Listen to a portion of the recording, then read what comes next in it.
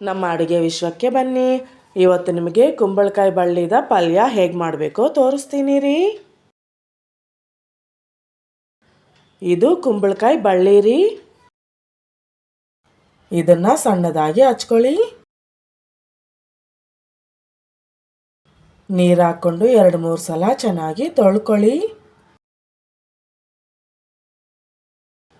ಒಂದು ಜಾಲರಿಯಲ್ಲಿ ಹಾಕ್ಕೊಳ್ಳಿ. ಬಾಣಲಿಯಲ್ಲಿ ಸ್ವಲ್ಪ ಎಣ್ಣೆ ಹಾಕ್ಕೊಳ್ಳಿ. ಅರ್ಧ ಸ್ಪೂನ್ ಸಾಸಿವೆ ಹಾಕ್ಕೊಳ್ಳಿ. ಅರ್ಧ ಸ್ಪೂನ್ ಜೀರಿಗೆ ಹಾಕ್ಕೊಳ್ಳಿ. 1 ಸ್ಪೂನ್ ಕಡಲೆಬೇಳೆ ಹಾಕ್ಕೊಳ್ಳಿ. 1 ಸ್ಪೂನ್ ಉದ್ದಿನಬೇಳೆ ಹಾಕ್ಕೊಳ್ಳಿ. ಇದನ್ನೆಲ್ಲ ಸ್ವಲ್ಪ ಹೊತ್ತು ಚೆನ್ನಾಗಿ ಹುರ್ಕೊಳ್ಳಿ. ಒಂದು ಮೀಡಿಯಂ ಸೈಜ್ ಈರುಳ್ಳಿನ ಸಣ್ಣದಾಗಿ ಹಚ್ಕೊಳ್ಳಿ. ಸ್ವಲ್ಪ ಕರಿಬೇವು, 2 ಒಣಮೆಣಸಿನ್ಕಾಯಿನ ತುಂಡು ಮಾಡ್ಕೊಂಡು ಹಾಕ್ಕೊಳ್ಳಿ. 4 ಹಸಿಮೆಣಸಿನ್ಕಾಯಿನ ಹಚ್ಕೊಂಡು ಹಾಕ್ಕೊಳ್ಳಿ.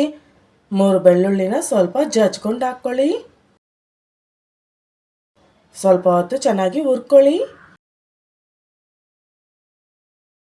ನೋಡಿ, ಬೆಳ್ಳುಳ್ಳಿ ಈರುಳ್ಳಿ ಎಲ್ಲ ಚೆನ್ನಾಗಿ ಬೆಂದೋಗಿದೆ ಅಲ್ವಾ. ಈಗ ನಾವು ತೊಳೆದಿಟ್ಕೊಂಡಿರೋ ಕುಂಬಳಕಾಯಿ ಬಳ್ಳಿ ಎಲೆನ ಹಾಕ್ಕೊಳ್ಳಿ. ಚೆನ್ನಾಗಿ ಹುರ್ಕೊಳ್ಳಿ. ನೋಡಿ, ಸೊಪ್ಪೆಲ್ಲ ಚೆನ್ನಾಗಿ ಬೆಂದೋಗಿದೆ ಅಲ್ವಾ. ರುಚಿಗೆ ತಕ್ಕಷ್ಟು ಉಪ್ಪು ಹಾಕ್ಕೊಳ್ಳಿ. ಸ್ವಲ್ಪ ಹೊತ್ತು ಕಲಿಸ್ಕೊಳ್ಳಿ. ಸ್ವಲ್ಪ ಹಸಿ ಕೊಬ್ಬರಿ ಹಾಕ್ಕೊಳ್ಳಿ. ತುಂಬ ಚೆನ್ನಾಗಿರುತ್ತೆ ರೀ. ಅಷ್ಟೇ, ಎಷ್ಟೋ ಈಸಿಯಾಗಿ ಎಷ್ಟೋ ಟೇಸ್ಟಿಯಾಗಿರೋ ಕುಂಬಳಕಾಯಿ ಬಳ್ಳಿ ಪಲ್ಯ ರೆಡಿ ಆಯಿತು ರೀ.